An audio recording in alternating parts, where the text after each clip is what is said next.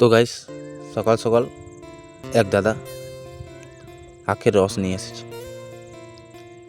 তো সেটা আমাদের হিরোটা দেখে ফেলেছে, ব্যাস দিয়ে চলে এসেছে সজ্জা আমার কাছে, দিয়ে বলছে তুমি আমাকে কিনে দাও।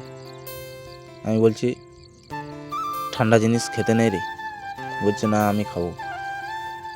ব্যাস দেখো কেমন দাঁড়িয়ে আছে। মানে যে কোনো জিনিস যদি এসেছে বা ও যদি দেখেছে তাহলে চাই ওর, মানে ওকে দিতেই হবে, তাতে যেভাবেই হোক।